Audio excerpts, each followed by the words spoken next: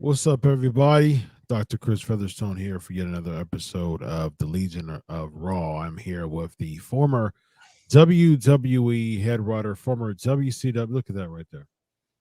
I have nothing else to say. How are you, my man?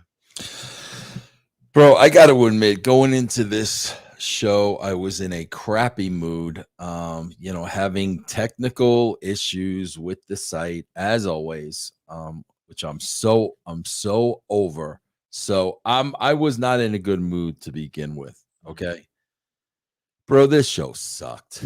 There were things that I put over last week, steps in the right direction, continuity, and then here we go, right back to match after match after match after match. What a freaking waste of 3 hours. Yeah, I agree. People asking for super chats. Thank y'all for y'all support. We're still trying to figure this out. We appreciate y'all support. People thirsty to give money. I mean, that's hello. So thank you for that. Basically, I just got a update today that YouTube has met with Sportskeeda to get this taken care of. So we should be good to go very, very soon. So thank you so much for y'all's awesome love and support, SK Nation. So with that being said, Vince, I today, as a pretty normal, as pretty common day for me.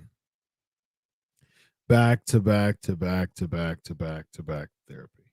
It's clients all day. I love my job. I'm so thankful to God every day that He put me in that position. It's being a psychology doctor is a dream come true. A therapist is an amazing job. It is a thankless job. It's incredible. So I work out as a way to release that that exhaustion of putting so much effort into giving therapy to my clients, and so I use that as an opportunity to release. And so spend time with my family. That's normal. That's great. After working out, dinner, and I come to Raw, and I am I am so exhausted coming into this show, man. It's so exhausting. And I say this all the time. I put over SmackDown. I like SmackDown. But just Raw is just, and the thing is, like I told you before, Vince, if there's one word that I can describe my feelings toward Raw, is disappointing, man. It's just disappointing. It's 3 hours and it's a stretch and it just feels lifeless. It feels like a house show that we weren't invited into, but we were forced to watch. But Chris, I got to tell you too, bro, like, and I know I'm the minority and I'm not going to argue with people. I am not in anything in my life, in anything in my favorite teams, in anything, my favorite athletes, my favorite entertainers. I am not a lower the bar guy. I don't lower the bar. Come on, bro. I watched the Bloodline segment on Raw. Come on, bro. Like, seriously, this is a great storyline. I think so. Sitting at a table, bro, doing a contract signing, just buying another week. Oh yeah, Chris, come on, that's man. that contract signing gimmick is something that happens just all. I mean, that's been going on for years. I mean, I'm a fan of Roman Reigns. I'm a fan of the Usos, but I watch this big segment and I'm like, really, bro? Like, this is the great stuff they're doing on SmackDown? Come on, Yeah, bro. I mean, I don't think the clips really does it justice. No, I watched it, bro. I watched it. You watched SmackDown? No, I didn't watch SmackDown. I watched that segment. Yeah, I I mean, watched that segment from the beginning to the end. oh, you watched it like what you watched on YouTube or something like that? Yeah, the whole segment. The yeah. whole segment. Yeah. And I'm like, this is what's great. Come on, bro. Yeah, I mean, like, I think I would put the Bloodline in probably because I'm not a fan of recency bias, so I have to really pay attention to not having recency bias. So I would put the Bloodline within probably the top 7 angles of all time in WWE. Because, like I told you before, I like the longevity to it. I like the different angles with it. I think Jay has done a fantastic job stepping up as a character by himself.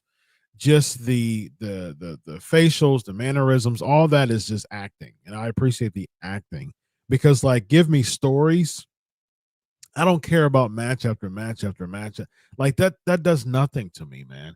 Like because we see that all the time for years, that match after match after match. I want stories, and that's probably something because we haven't seen that for so long as far as a thorough laid out story. That's something I'm like, okay, finally, you know what I mean? So that's where I'm at. It hasn't it's done pretty good. Like I told you, like we've talked about this before, Vince, and I'm actually I'm more interested in talking about the Bloodline than Raw. But I think the Bloodline angle and storyline has elevated everybody who's got some type of rub on it, at least during that time. Now, like we've said this before, um, with KO and Sami Zayn, they got a rub. You know, they got a rub from it, which was great. Cody, in a sense, I mean, as far as his WrestleMania, but at the same time, like now it's interesting. I mean, we did a thorough, that's going to be coming out soon.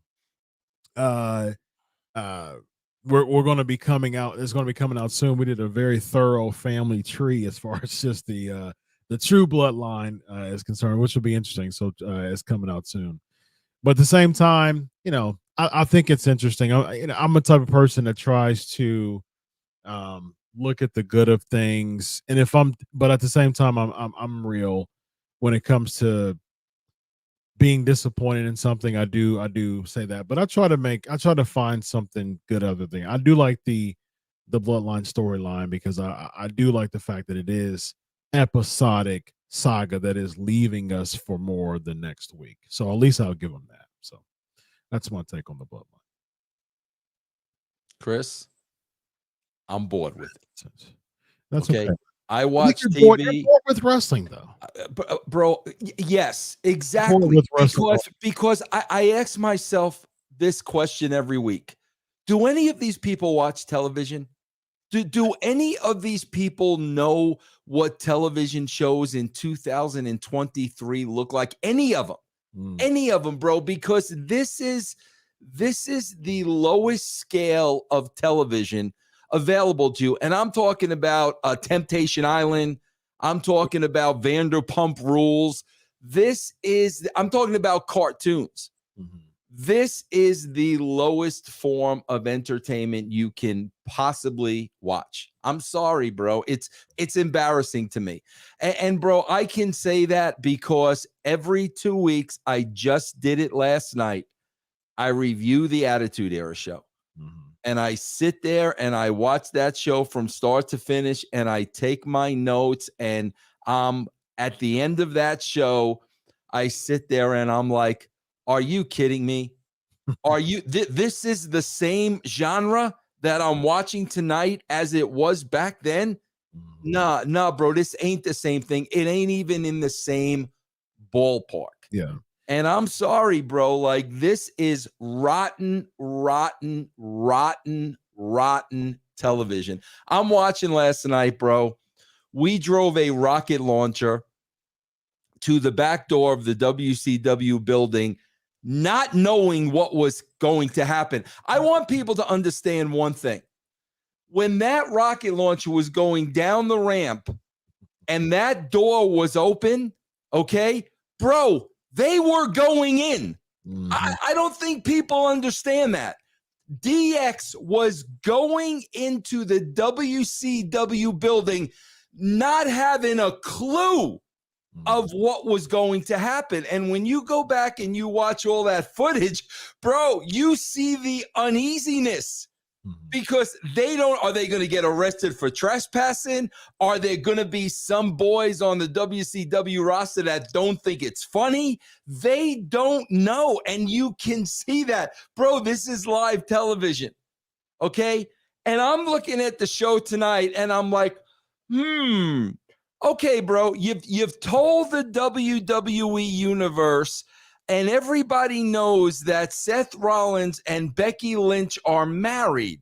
But meanwhile, Seth's wife is watching in the back as another woman is putting the boots to her husband. Like, you guys can't even get that? Bro, I guarantee all you married men out there, every single one of you, I guarantee you, bro, if a girl kicked you in the groin and you're down and they're putting the boots to you and your wife is watching, I guarantee you 100% of the time your wife is going to try to do something. Bro, there was an episode of Everyone Loves Raymond where a woman was bullying Raymond and Raymond's wife, Deborah, had to step in, okay? But here we are, bro. This is wrestling. Becky Lynch is the man. And Rhea Ripley is beating the crap out of Seth Rollins. Where's the man? This is what I'm talking about, bro. Becky Lynch is the man, and Rhea is beating the crap out of your man. So this is exactly what I'm talking about. You can't do that, bro. You can't do that. I agree with that. Yeah, that's very true. Yeah, but logic has been thrown out the window with WWE storylines, especially on Raw, for a long time. So we both know that. A huge positive, and again, they must be listening to this show because somebody finally said Dominik shutting up every time the crowd starts booing him is getting old. Somebody finally said that, bro. I noticed that too. Yeah. And I got a big shout out to Finn Balor too, because he was stepping all in that reaction, man. I appreciate him doing it. He just talking. Yeah. Dom was talking over the people. Thank God. And let me tell you something, bro. He does that 3 weeks in a row, then they stop. Yeah. Thank God somebody said, you know what? This is really getting annoying. Yeah, agreed. We get Judgment Day celebrating Dominik Mysterio. KO and Sammy comes out and cuts promos, and Zayn challenges Dominik for the I swear to God, and I'm glad that Kevin Owens explained, yeah, bro, we had this exact open last week. Because for a minute I thought I swear to God, I'm like, is this a rerun? They did this exact same thing last week, and I thank Kevin Owens for acknowledging that. Yeah, bro, completely same open as last week. Yep, agreed. We get Becky Lynch defeating Zoe Stark, as if that wasn't going to happen, Vince.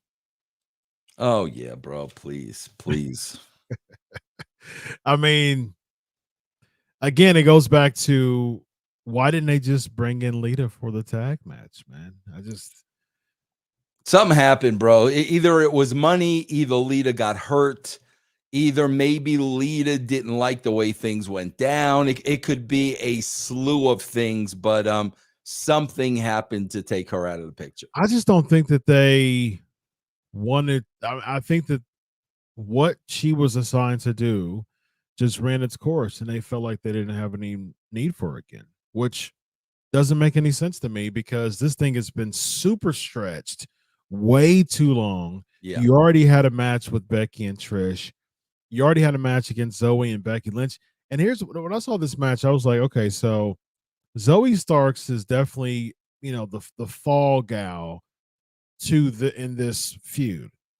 So if she's struggling twice against Zoe Stark, how is she a credible opponent in this season of her career for Trish Stratus, who already beat her? I think that Becky Lynch should have absolutely plowed through Zoe Stark, because what does that do? That gives Trish more intimidation of saying, whoa, like I wasn't expecting that. She looks legit, and I'm more afraid of her. There's no reason for Trish to be afraid of of Becky Lynch, because one, she beat her. Two, Zoe Stark beat her once and is going 50-50 toe-to-toe with her again. So she's like, oh, okay, it should be cool. It's not that big. I don't think that they did a really good job making Becky look strong in this segment. They could have done a way better job making her look stronger by just plowing through Zoe Stark. Yeah, bro, I'm hearing now, supposedly anyway, that she's supposed to be taking time off again after SummerSlam to be with the kid. Bro, I've said this for the longest time. Since they had their daughter, I don't think her heart's into it. And there's nothing wrong with that, bro. Yeah. But from what I'm reading, like, they bring her on the road, and like it's a real grind, bro. Listen, I can't imagine being a woman and I'm wrestling for the biggest wrestling company in the world. We're bringing our daughter on the road with us. I've got to keep an eye on her all times, make sure she's okay. I got to go to the match over here. I got to hope I don't get hurt because I'm a mother now, and there's somebody that, is counting on me. I can't imagine that stress, bro. I really can't. So, like I said, man, it looks like she's going to be taking time off, after SummerSlam. And, listen, Chris, listen, bro, here's the bottom line, bro. It's all about priorities. Sure. What are your priorities, bro? That's up to you, man. But yeah, good for her. I mean, yeah. no pushback for me there. No. So Vince, don't say it. What do you want to talk about?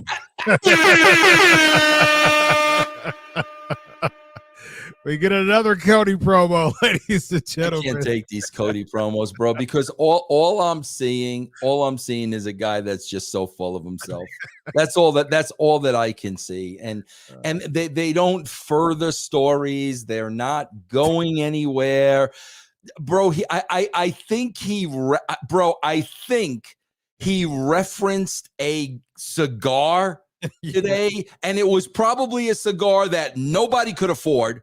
Nobody in that crowd ever had one of these because it's probably $500 a cigar. Yeah. But I'm sorry, bro. Like, these things go nowhere for me, bro. Same here, man. I can't call it, man. I can't. I've got nothing when it comes to Cody promos anymore, man. I just don't. I'm going to make that a gimmick now. So every time Cody cuts a promo every week, it's coming, ladies and gentlemen. I swear to God, though, but this is his value to them, Chris, because like in baseball, like I said, bro, you need those middle relievers that are going to eat those innings, the 4th, 5th, and 6th innings. That's what he does for this show. Yeah. They know that Cody Rhodes, and they could put in 15 minutes. And Cody Rhodes will go out there and cut a 15-minute promo. Bro, that's what he's getting paid for. Yeah. I mean, literally, that is his spot on the show. Sure. And then we're going to see. So, yeah, I mean, let's do it. Might as well do it. So, I've got a theory of what we're going to see next for Cody. So, I like I'm a big fan of documentaries. I love documentaries, particularly pro wrestling documentaries. I think the doc is going to be really nice. They were showing some indie stuff that's going to be part of the documentary. So that should be good. So it seems like what they're going to do with that is they're going to continue to get reps behind Cody to set him up for Roman at WrestleMania, which I don't see. I don't care. I don't want to see. But I think what he'll do is he'll just get to the point of keep going through competition on his way to Roman. I think that it'll be one of two things. Either he's going to beat Bray, and this is going to happen, or he's going to beat Bray clean, and this is going to happen, or he's going to beat. He's going to beat Brock clean, or he's going to beat Brock by disqualification because Bray comes in and interferes, and so then we'll get Cody Bray for the next feud, I think. Why do you think that? Because there's nobody else. There's nobody else, and they're just going to have him plow through competition. They're like that's going to be his thing until WrestleMania. And that'll totally kill Bray off for good. No, oh, already, yeah. I mean, they're going to bring him in just to put Cody over. I mean, I really don't care, honestly, but that's what they're going to do. And guess what? I can see Royal Rumble, Cody Rhodes versus Omar.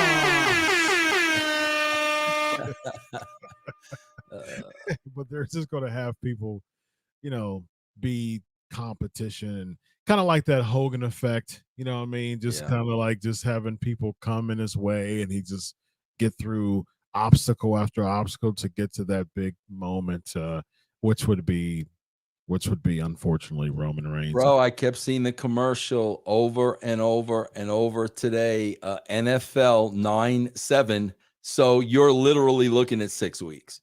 Yeah. NFL's back in 6 weeks, guys, and we're going right back to 1.5 million.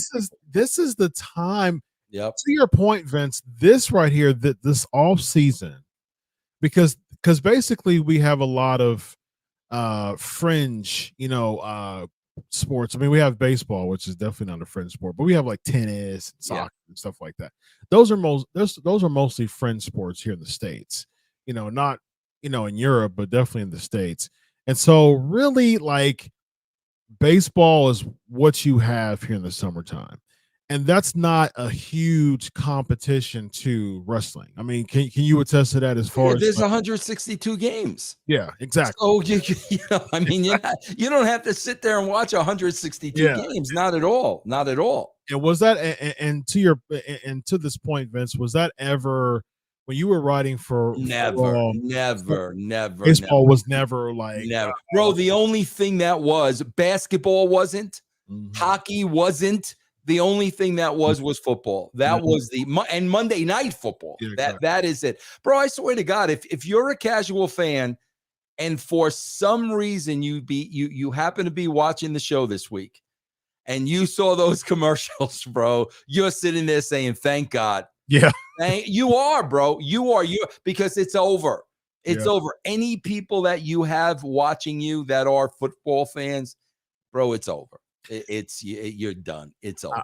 I came to my my TV about 30 minutes out late because I was able to plow through the commercials, and so it's no lie. I looked at my Hulu and I saw Raw, and right next to it to the right was College Football Live, and I said, ooh, this is tough. I kept thinking of, I gotta, look, it's a great opportunity. I literally get paid to talk about wrestling, handsomely, and I'm a family man, that gotta pay the bills, and so, but it was rough because I was much more excited to see College Football Live is coming back, and they're just doing commentary about the upcoming season, which is going to be here within a few weeks. So I'm really excited about that. So let's get to Ricochet cutting a backstage interview. Man, they're looking to do this, Vince, clearly for the spectacle, the acrobatic spectacle. and most likely to like I said this before, to finally give Logan Paul a win. He beat the Miz, I think at SummerSlam a year or two back, and then who else did he beat? I know he beat the Miz. I know, is that it? I think so, man. Oh, it was the tag match, him and Miz against the Mysterios at WrestleMania. Yeah. If I'm not mistaken, those are the only two matches that he's won since being there. I mean, he lost to Roman, lost to Seth, lost Bro, to they're gonna put Ricochet over him. I don't think so. They think that, bro. I'm telling you, they think Ricochet's a star. I think that they view Ricochet as like the token spot guy. I think that, like, I think what they do, how they view Ricochet is he's a good little hand. He's like the modern day Dolph Ziggler. I think they're putting him over. I don't see it, man. Because after they do, and I mean, I respect your decision, but what happens? So if Ricochet beats Logan Paul, what are they going to do with Ricochet afterwards? It's Ricochet versus Gunther, Finn Balor. Finn, yeah, for the championship. That'll do it. I see him. Yeah, I see him as a good little hand. I mean, that's I do too, but I think they see much more than that, bro. I don't think they ever there was a couple times they've given him the Dolph Ziggler treatment so much. Like they put him in these spots, because he's a good little hand. They'll give him like a US championship or Intercontinental championship, like, hey, thank you, Ricochet, for all the spots and all the times that you've been highlights. Yeah, let's go ahead and give you the Intercontinental championship for a second. And then that didn't last for long. And then he'll lose. He lost to Gunther. Gunther was the one who Ricochet was the one who lost to Gunther to commence this reign. And so that's what they're going to do. I mean, that's what they do with Ricochet. That's what they've been doing with Ricochet. They gave him a hiccup on the main event. I remember there was a time that he went against Brock Lesnar, for a main event spot and got just manhandled. It was bad. You want to hear something really interesting, bro? Who was that real flamboyant wrestler from NXT that came up to the WWE, and then they teamed them with Fandango and they did that thing? Who am I talking about? Tyler Breeze. Mm-hmm. Bro, I was reading an article about Tyler Breeze interview today, and Tyler Breeze talked about Dolph Ziggler telling him, bro, we're not one of theirs. Which literally, like, bro, but think about that, bro. And I talk about this all the time, and I talk about wrestling and politics all the time, especially when talent is involved in booking. Mm-hmm. Because you look at a guy like Dolph Ziggler, bro, and I'm looking at myself as a writer. No bias, no nothing. You got this great looking guy, great body, great worker, great talker. Bro, very similar to Shawn Michaels in many, many ways. Very similar. Why is he not one of theirs? Why is he not one of theirs, bro? Because I guarantee you it goes back to history with Hunter, and something happened in a match in 1995. That is how it works. There is no reason in the world that Dolph Ziggler should just be a good little hand. Bro, I remember, Chris, and you'll remember too, because your memory is far sharper than mine. Bro, remember when they were rolling out Hunter and Stephanie every single week? Oh, yeah. And Dolph was the anti-establishment. Yeah. And a big pay-per-view was coming up. Bro, they were this close to getting him over huge, and they took it away that quickly. You know what I'm talking about? They did. He actually won the match at Survivor Series. I think that around that time. Yeah. That's when Sting debuted. So Sting basically he took the moment, because that was his first time in WWE.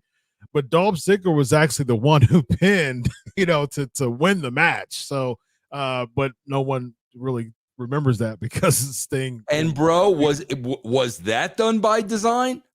It could have been. That could have been. But Sting, what was done by design was Sting coming back, to look like a WCW guy. That was what was by design, because to this day it still makes absolutely zero sense why he lost at 31 after Triple H could have just put him over.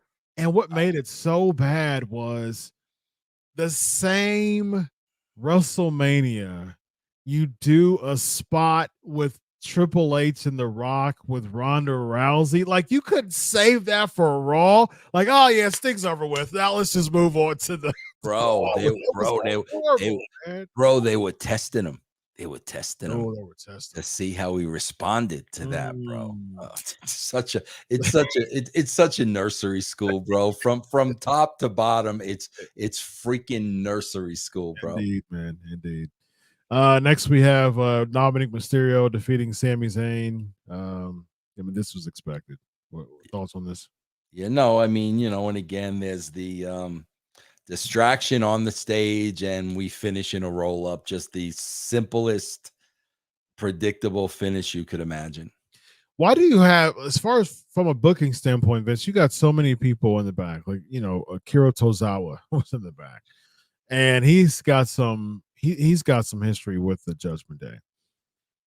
Why would the booking team use Sami Zayn in this spot?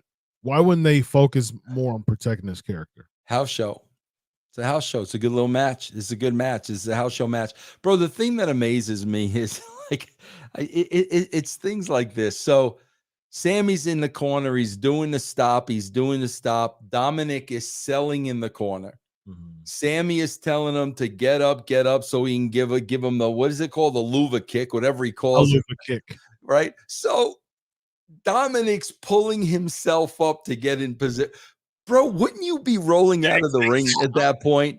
This is the stuff that I'm talking about, because people like me, I swear to God, bro, here's what happens. A guy like me is watching it, and for some reason his wife is sitting next to him. Yeah. And the wife turns to him and says, why does he just roll out of the ring? Precisely. Yeah. And the guy says, because it's wrestling. Which is sad. I just had an idea. Can't you give stars on Facebook? You can give stars on Facebook. So for those who I'm a huge fan of us promoting our WrestleBand system. Yeah. Well, yeah. I mean, you can give. Did I just say stars? Did you just say stars? Did I just say stars? If I could find it. Did I just say stars? Meltzer hands, Meltzer, blah, blah, blah. I got so many melts. Oh, I got a new one. I got a new one for you. You got a new sound clip, man? Yes. Are you ready for this, bro? Okay. Do we need Joey for this? Yeah, we haven't had Joey in ages. All right, let's do it. All right, here we go. We're going to unveil a new Meltzy clip, ladies and gentlemen. Yeah, no, I didn't say Meltzer. Oh, it might be TK. All right, we see. The suspense is peaking, ladies and gentlemen. But before that, he's back, Joey. Time out, Joey. Time out, Joey. Okay. Are you ready? Give me the drum roll. Here we go. You ready?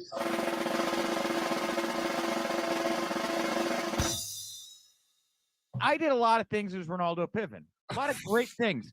But nothing has ever brought me the attention as like a moment with Paul Heyman and Roman Reigns in a WrestleMania scrum or CM Punk staring me down. So when you're in that moment, and you got somebody, that's super talented or whatever, and you can make a moment like that.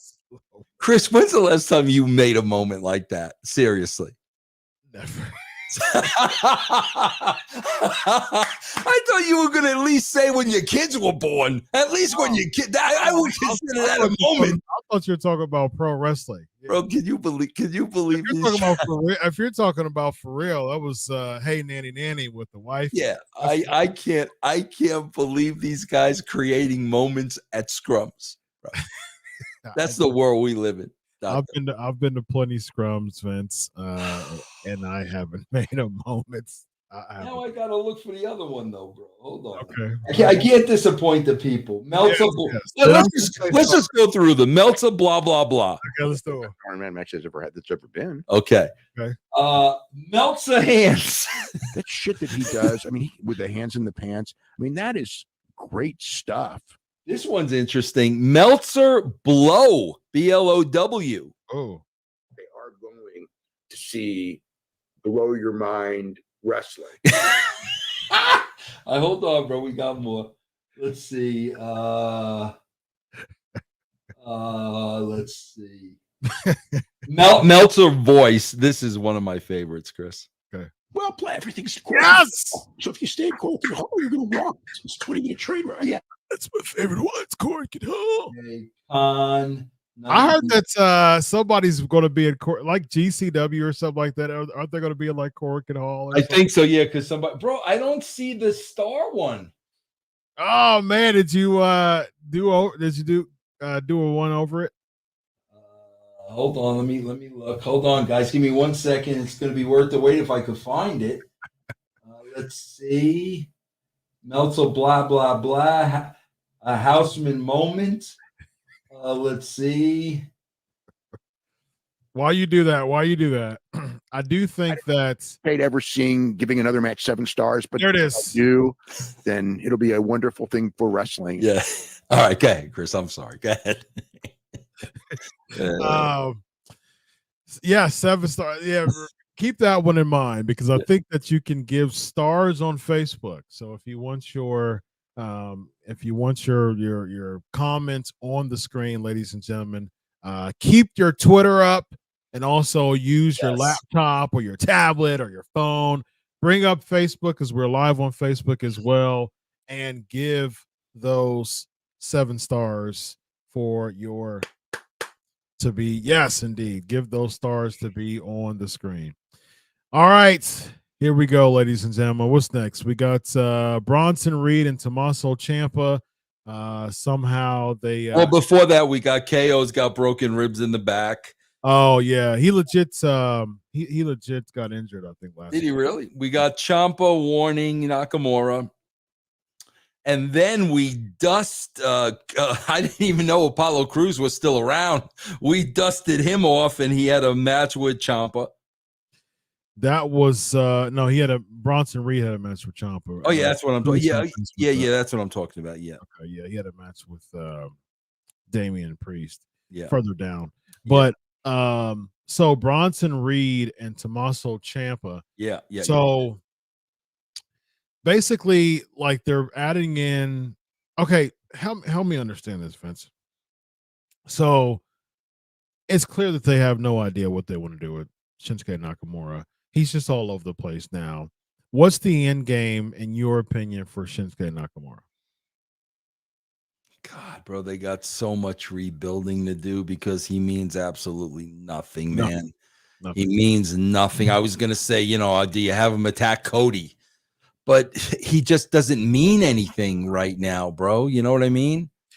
Yeah, and he was heel on SmackDown for a while, a couple of years back, and he was with Sami Zayn, and it just his run as a heel was okay, but it wasn't anything spectacular. It was just it felt filler for a lot of the time. They just really don't have any type of plans to put Shinsuke to that high main event, semi-main event, main event level, man. They did. I mean, it just seems like Triple H had a lot of influence because he won the Royal Rumble. Like he went to WrestleMania against AJ Styles in New Orleans, man. But after I'm going to throw something crazy at you. I'm going to throw something totally crazy at you. Absolutely, man. There is, bro, WWF back in the day, 1 billion% started the light heavyweight division because of the success that Eric was having with the Luchadors. Oh, okay. Okay. Absolute 1000% ripped it off. Okay. Scott Taylor, Scotty Tuhati and Brian Christopher and Taka Michinoku and all those guys, right? Yep. All right, bro, we see what AEW is doing with New Japan. And the niche as it is, there is a market for New Japan. Bro, why not send Nakamura over to Japan to win a title and then have him defend it here against some of those great Japanese wrestlers that audience loves? Why not? I like it. Why not? It would be better than anything he's doing now. I don't think that. I agree with that 100%. I mean, they kind of, he had a rub with him earlier this year because he went against Muda, for his last match, and that was big, and so they did nothing from that. They didn't capitalize with that at all, and so what would have made sense would have been if he would have won. I know that New Japan and AEW, they have, a partnership, but you have All Japan, you have Wrestle One, you have Japanese promotions that are legit. All Japan they've been around for a while too. Noah, Pro Wrestling Noah, that's another one. And so why don't you win a big championship like the GHC championship from Noah, or the All Japan, championship from All Japan? Bring that, to your point, bring that to the States. And that's good business because you're allowing the Japanese audience, to see Nakamura have a good feud against someone like, a good heel that could be the benefit for both of them. That would be interesting because Bronson Reed was just in Japan recently after he got let go from the WWE. He went to Japan and wrestled. So if it was a Shinsuke Nakamura as like the GAC champion going against Bronson Reed, who recently had, Japanese experience, that could be really cool, man. Yeah, I agree with that. Even if you wanted to make a triple threat and throw Ciampa in there for the, championship, I think that would be, see, if you talk about like matches that would have made sense for SummerSlam, something like that with the stipulation and a title involved, it has much more drawing power than just some random every single week, I really don't care feud that no one's going to get over with. So it's a good point there. We have backstage interview. We have Chelsea Green, and first of all, we have Liv Morgan. Then that gets interrupted by Chelsea Green and Sonya Deville approaches them, and then Rhea Ripley approaches them and cuts a promo too. Your thoughts on this? Yeah, I see, bro. Like, I'm looking at Liv Morgan, and again, bro, I go into producer mode. That's where I go when I see these backstage segments. So I see Liv, sure, and I see Rhea Ripley. Yeah. Bro, there's got to be some concern there. There's got to be some may say I'm crazy for challenging Rhea Ripley for a match, but, I believe to be cocky and confident going in a match against Rhea Ripley, you're an imbecile. Like, seriously, bro, there's got to be, man, maybe I'm not making the smartest decision I've ever made in my life, but I got to stand tall with my partner.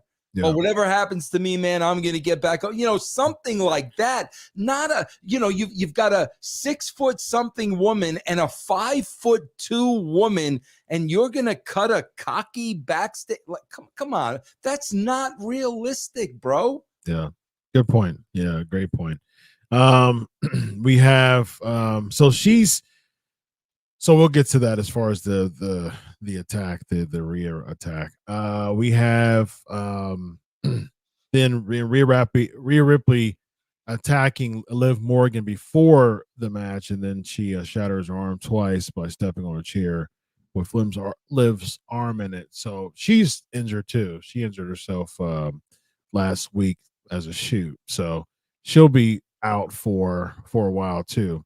So all these injuries, man. I think two people. I think KO and Liv got injured last week on Raw. So it's like, what do you, man? All these wrestling spots and things like that, being the focal point, man.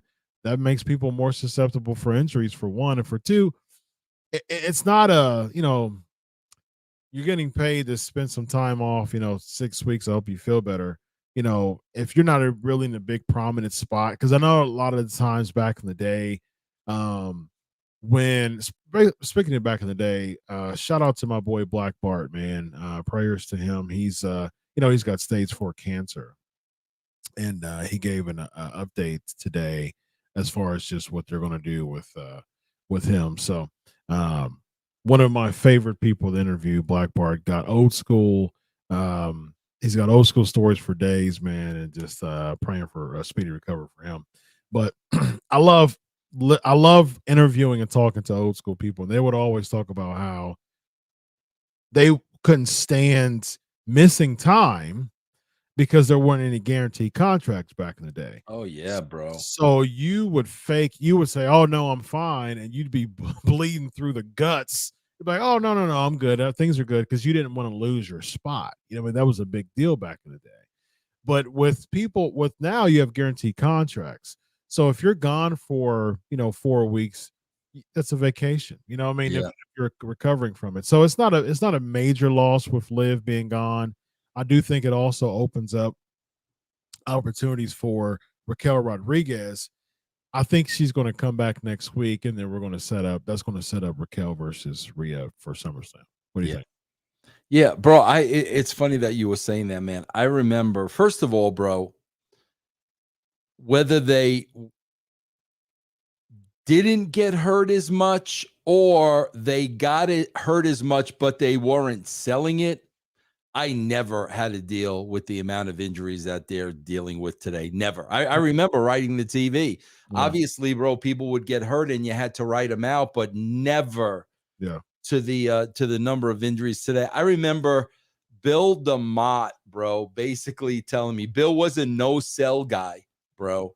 So he was suffering from concussions. And, back then we didn't know what we know today.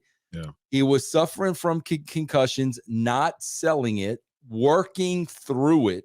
And I remember him telling me, bro, he actually lost his eyesight during a match. Wow. During a match. So, yeah, bro, when you talk about they wrestled, bro, hurt or not, it was just a different time, man. Yeah. They just no-sell it, man. They don't want to lose their spot for sure.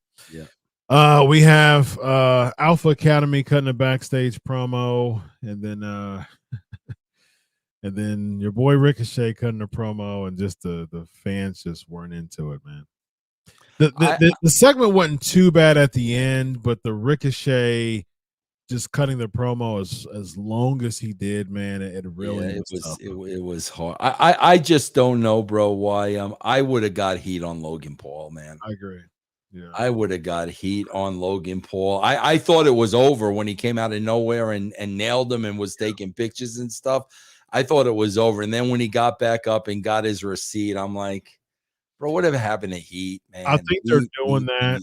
I think they're doing that because Logan's going to go over. I think what they're doing is they're making Ricochet look legitimate in order to be a threat for Logan Paul. And then Logan Paul is going to win. That because what I can see next week is I wouldn't be surprised if the same type of thing happens. Like if Ricochet gets the one up, heading into SummerSlam, and that's going to be the threat to make him look like a quality, contender. That's usually the formula. That's usually how it goes, man. Because what happened was, we saw that with Logan Paul before when he was, doing the booking, and he's laid out Logan a couple times already. So he's getting all these weeks. It's making him seem like, oh yeah, well he's a worthy contender now. You know what I mean? But what's going to happen is Logan's going to go over because like I said, man, I don't think if there's think of it this way. Logan Paul was in a main event in Saudi against Roman Reigns for the Universal Championship. Yep. Now, he was booked as a legitimate threat to beat Roman Reigns at a main event. Do you really think that the WWE is going to have him lose against Ricochet, who's been booked as 50-50 as you can get, for so long? And I don't see this as causing a big thrust in his career. Yeah. He's a good little hand. He's going to be used like Dolph Ziggler. And I think that Logan Paul is going to take it. Yeah, bro, it's going to tell you what they think about Ricochet. We'll see. Yeah, I think if Ricochet loses, one is expected, and then two, he's just being inserted into another spot like he always. I mean, that's been Ricochet for so long, man. Yeah. I remember when they had him go against Brock Lesnar. I think what was that? Was that the Royal Rumble? That's Ricochet went against Brock Lesnar, and I was like, what the heck? I remember when Brock Lesnar went against Finn, and I was like, oh, I mean, but it wasn't too bad. But man, I mean, it was Super Showdown is when it was. It was February of 2020. It was Brock Lesnar and Ricochet, and Brock Lesnar devoured. It was 2019, I think it was. Yeah, I think I remember that. I think I remember that, bro. It was right before COVID, yeah. And man, it was absolute. Might have been 20. Let me see. Yeah, it might have been 20, right before COVID, and it was just it was 2020. And it was just absolutely, he flattened Ricochet, man, and they made it, and they made it like halfway legitimate that this match was going to have, like, they tried their best to make Ricochet look like a worthy contender, but I mean, it was no chance. Yeah. It was absolutely no chance. Bro, you follow MMA?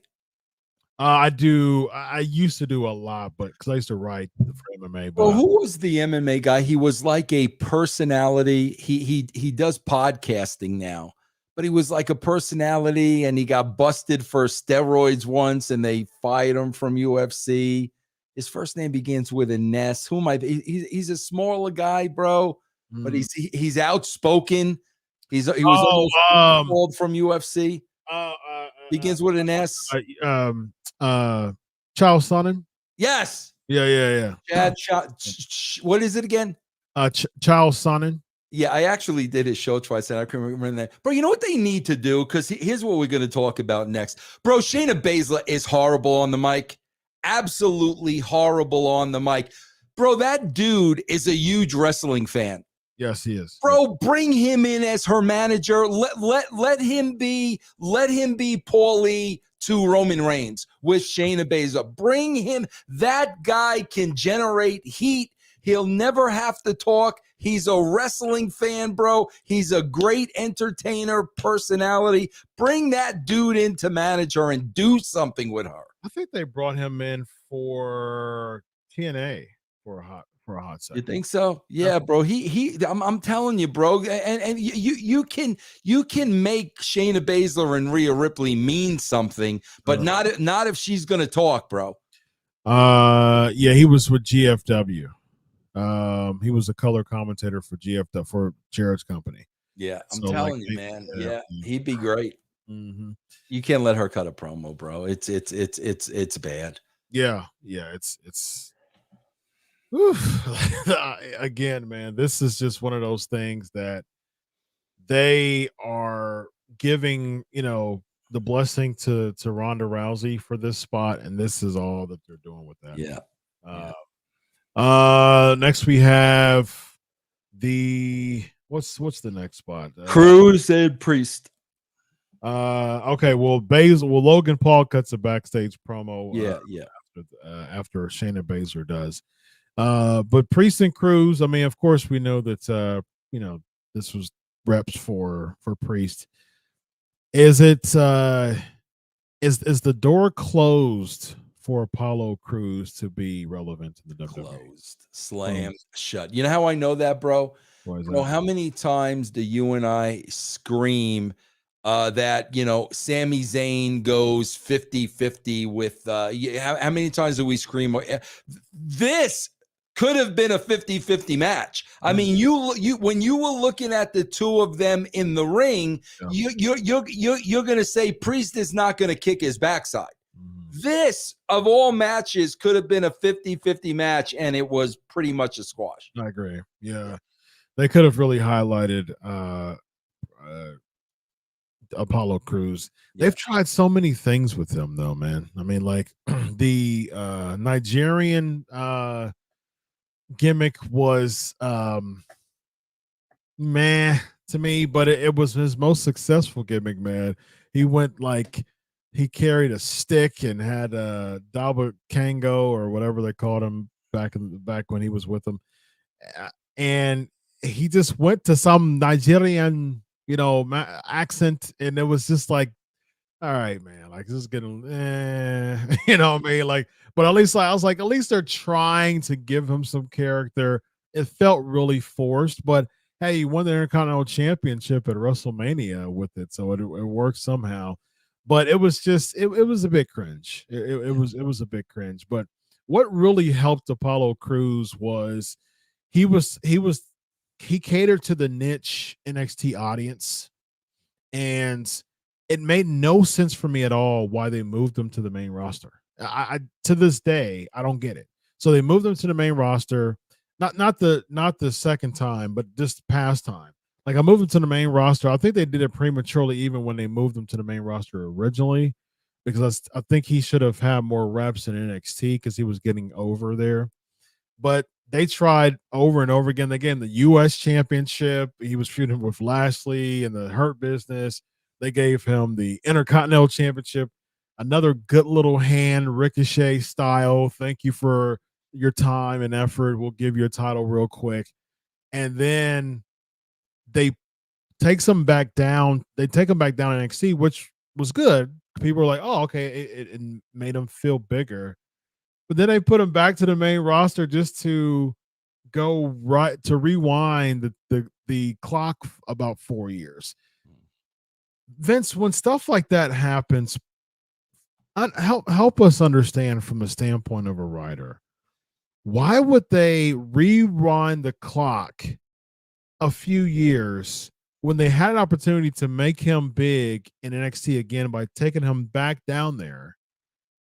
But they're like, oh, okay, yeah, with this draft that doesn't mean anything anymore, let's just make him be on Raw now. But people are just going back and forth for the draft all the time. Why don't he make a gimmick out of, all right, guys, Raw didn't work out. I'm back on NXT making some noise, and I want to show Triple H that I'm not someone that you just, use in catering and get bumped, by Damian Priest. I'm going to make a statement, and I'm going to be NXT champion. Like, why couldn't they just do something like that?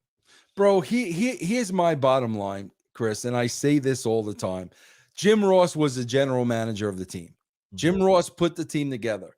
Okay, I was the coach. So he puts the team together. He gives me the team. I am now coaching that team. My mentality was, if you're on this roster, you earn the spot. So it is up to me to give you everything I can to help get you over. Sure. Bro, and those are the only people that should be on your roster. You should not have somebody on your roster, and in your mind, you already know this guy is never going to get over, nor am I ever going to try to get him over. That's where Crews is right now. Yeah. He's done. He's finished, bro. He's already reached his peak in the WWE. My thing is, then why is he there? If he is on the roster, bro, you need to use your resources to help get this guy over. If you're not going to waste your time, then why is he on the roster? I think that he would be a great trainer in NXT. Like, it doesn't always have to be wrestler just continuing to mar his brand by losing every match and bumping into someone and catering. Why don't you just make him a trainer in NXT? Why don't you just have him do that? Because at the end of the day, he's looking like the presentation of Apollo Crews is so irrelevant now. Like people look, because a lot of times people look at the characters and they tie them into the real person. You know what I mean? That a lot of people don't separate the character from the person, right? And especially from traditional, wrestling. The heels were hated in real life because kayfabe were still a thing. So my thing is, like, if Cruz is starting to become like a enhancement talent, jobber to the stars, irrelevant person, that's going to hurt his brand ultimately. But if he gets up out of there quick, that can really help his brand, for one. And for two, I have another idea. What they could do, I think this is something that if you and I were working there and consulting and kind of talking this through, since I have more of an NXT type of influence, I don't watch NXT, but I keep up with the clips. I think what they could do is they could extend this. So Priest beat Cruz, but Dominik is the current North American champion. So Cruz can get upset and say, okay, well, I see what you're doing here. Since y'all try to gang attack me and see y'all try to be around me during, backstage, give me a shot at that North American championship. I think what I can do is I can show you better. I can tell you, right? And there you go. You have Apollo Crews versus Dominik Mysterio. That's a way to get the belt off of Dominik and bring him back to the main roster.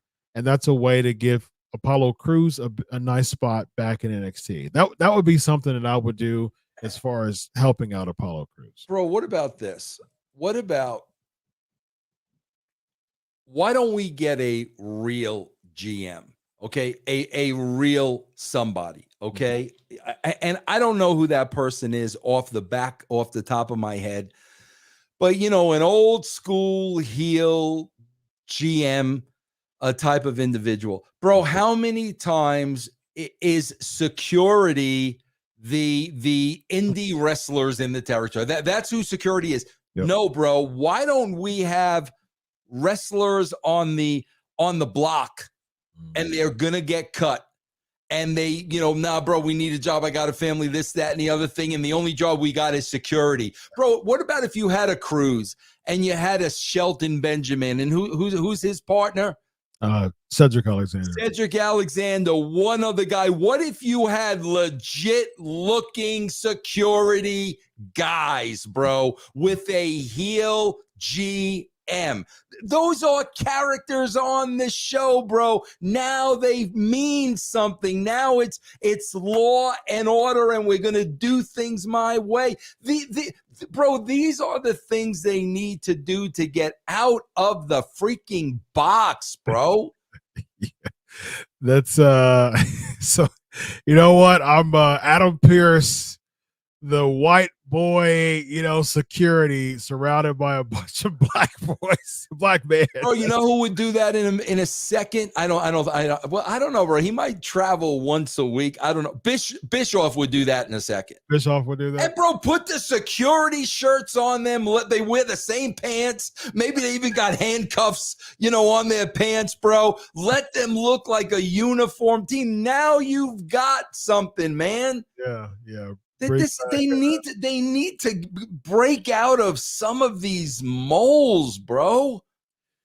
Something, man. Something would be better than anything that. Bro, you almost could be the fourth guy. There you go. Those four guys is your security team around a white heel dude. Come on, bro. Hey, bring Cornette as the GM. And let's see how that flies. Let's see how that works. Cornette's the GM, and then you have a bunch of black men behind him as the enforcers. Man, that sounds very Smoky Mountain-esque, ladies and gentlemen. So let's bring it back.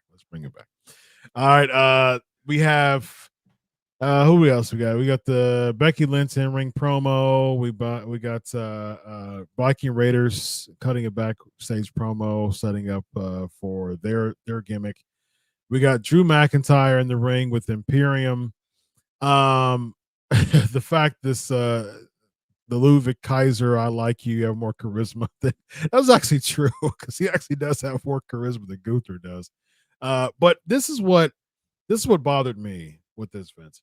Why in the world do you do 50-50 with Ludwig Kaiser and Drew McIntyre, and Ludwig Kaiser has not won a single match this year on Raw? Why would you make him a legitimate threat for Drew another person, just like Becky and Zoe Stark? Drew McIntyre should have plowed through Kaiser. Yep.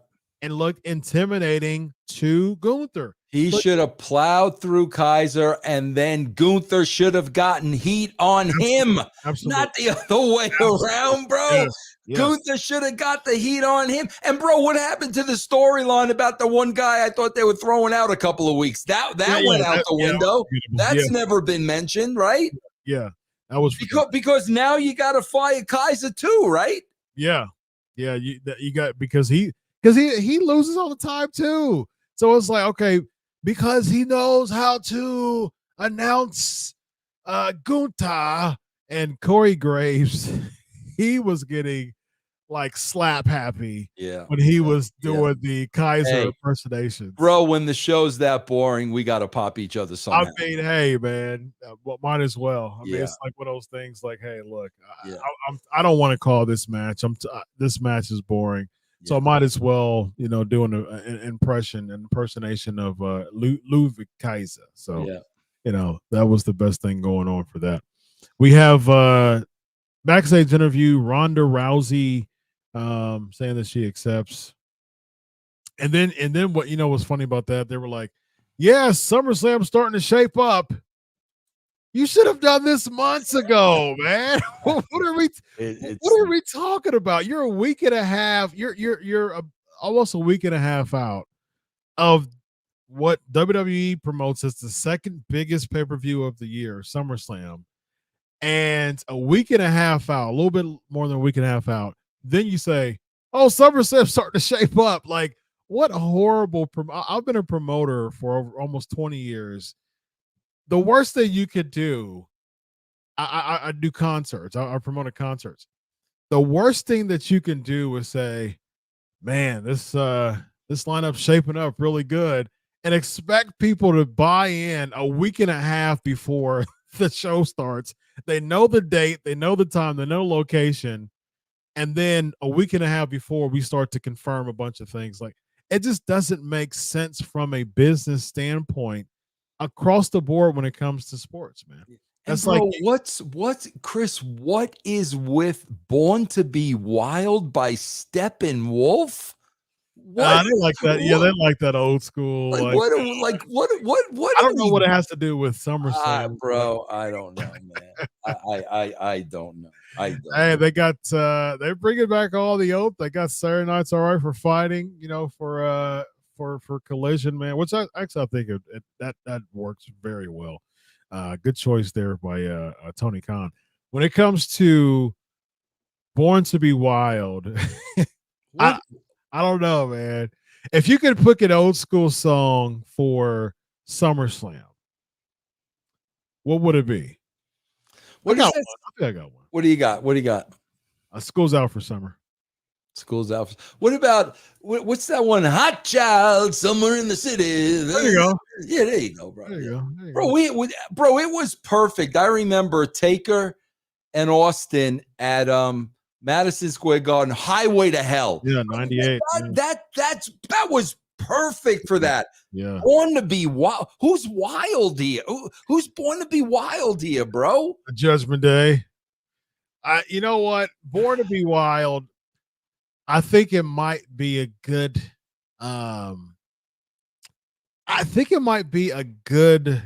theme song because I think I know who picked it. Who? I think I know who picked it. Oh my gosh, no way, bro. No way. He's back, bro. After a long absence, bro. Where you been? I had a talk with Vince McMahon.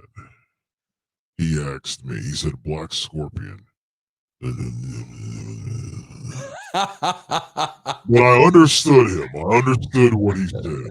He asked me what theme song should be the theme song for this year's SummerSlam. I said, Born to be Wild. He said, why, Black Scorpion? I said, because Wild is my middle name. Very nice. Very nice of Black Scorpion. Well, there you go, man. That makes sense. Making a reappearance. Absolutely. We get the contract signing at the end to close out the show, man. What do you think? I could care two what's about this match, bro. Yeah. I just love it. This is like so typical WWE, bro. This whole thing was laid out so Balor could get in the line 7-year biatch. That's what this whole promo was built around, bro. Horrible, man. Absolutely horrible. Yeah, I was still hoping for Demon Finn. I'm still grasping at it. Like there's a part of me that is still grasping for Demon Finn, because I'm thinking in my head, this still doesn't make sense to me of why Finn Balor makes sense. Someone said Summertime by Will Smith. I like that idea. Yeah, that's not bad. Summertime. I'd rather do Summertime by Janis Joplin, though. But. There you go. Summertime by Will Smith, I think, could be an extra, like a song within, you know how you have song within the pay-per-views. I don't know if Summertime fits the like rock type of electric type of exciting feel for it. But that's an interesting. How about this? Remember this one, bro? This might be a little before your time. I know songs from the 60s. In the summertime, when the winter is high, we can step right up, swinging in the sky. In the summertime, you got women on your mind. Imagine if that was a theme. That would be awesome. Yeah. I would pop for that, bro. How about Hot in the City Tonight? Yeah. Very nice. Yes. Hot in the City. Yeah, that's that'll do it, man. There's a lot of choices, but that Born to be Wild might not be the best one. All right, Vince, this guy right here. Bro, how much better, like, even would the show have been, bro? Something. See, this is, again, get out of the box. Mm-hmm. So we're getting heat on Seth. We're getting heat on Seth. How much hotter could they have gone off the air, bro, if Becky would have hit the ring and just started lighting up Rhea Ripley and we go off hot? Yeah. How difficult is that? But you're going to tell me a wife is going to be standing in the back watching another woman put the boots to her husband. Like, really, bro? Come on, man. No, my man. It's thrown out the window.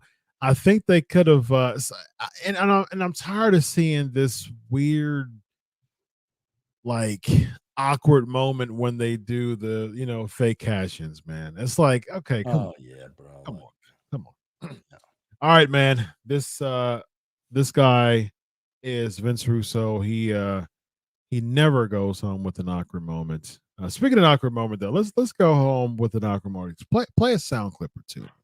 Play a sound clip or two. All right, I'm going to play an oldie but goodie. Let's go. Let's get as awkward as we possibly can, ladies and gentlemen. Okay, I need complete silence. Okay. That was absolute crap. I never wanted to be in this position. I never wanted to be here, but you made a promise. You already went back in a gentleman's agreement once. You made a promise to him. You said you were going to give him a match. That was BS. He had just gone through 2 matches, and you can't even promise people matches. I make the matches, and I'm going to tell you right now, Kenny, 9 days from tonight, you got time to get ready, man.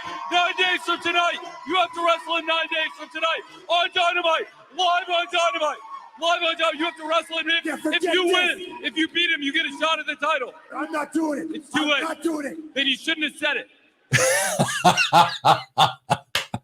Oh, what a classic moment, bro. That's as awkward as you could get, ladies and gentlemen. That's tremendous.